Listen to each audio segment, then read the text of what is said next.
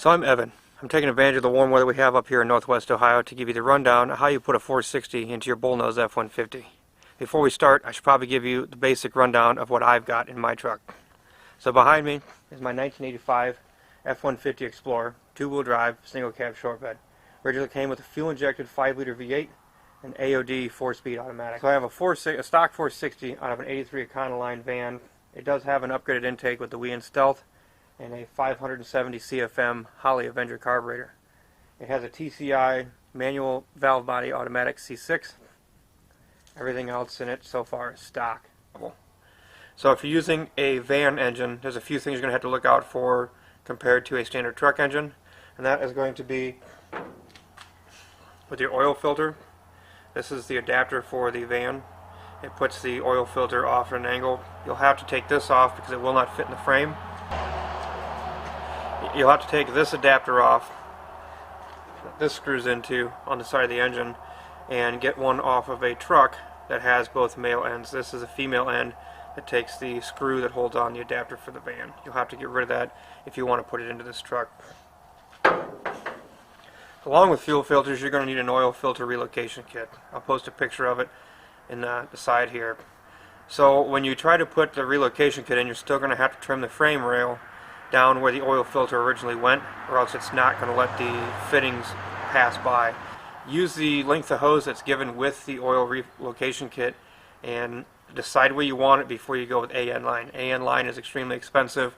It's really nice stuff, but it costs a lot of money. I have, I think, $1,000 just in line and fittings in this truck, and it's expensive, so be prepared for that.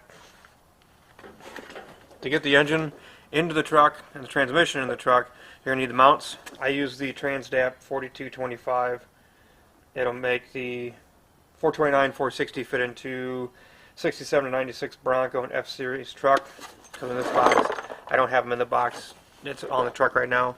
I use the stock C6 transmission mount off the van that I purchased this engine from, and everything seems to fit. Keep in mind, in my situation, I am going to have to get my drive shaft shortened by a couple inches.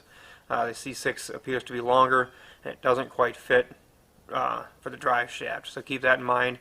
I got a quote about $225 to have the drive shaft shortened.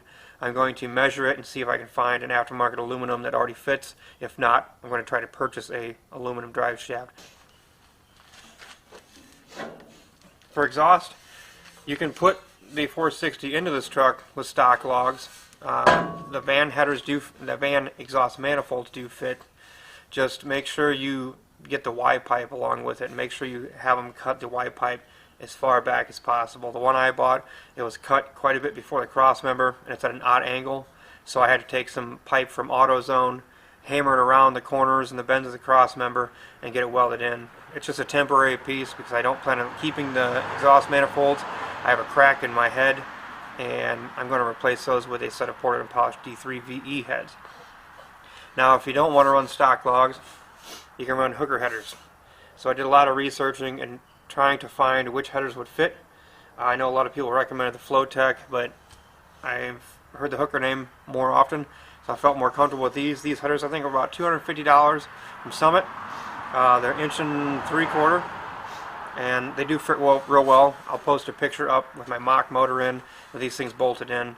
Now you will have to do some trimming on, in my case it was the driver's side on the cross member for the engine. The back pipe here was hitting, so I had to cut it back and bend it, and then if you really want to, you can re-weld it, put the strength back in it. I'm not too terribly worried about it because I have some bigger plans down the road. Hopefully make some videos of that as well.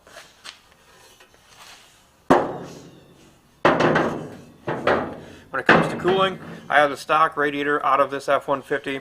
If you use the stock setup, you can run the fan off the 460. It will fit within the fan shroud, so your cooling's going to be just fine.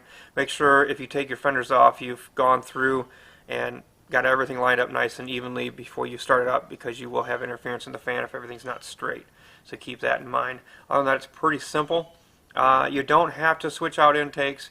You don't have to switch out carbs. It does reduce weight. It looks a lot better. I have a simple 570 CFM carb on this thing just to run because we had it laying around. I'm going to upgrade to a 750 later, and that's really all you need to be able to put the engine and transmission into the truck. Brakes, I'm not into that just yet. Fuel system, I'm going to do some videos on that here as well, along with the wiring, because like I said, my wiring is all brand new. I put a switch panel in, it's got all new gauges. I'll tear that apart and show you guys that as well. If you have any questions, feel free to comment. If you could, like, share, subscribe.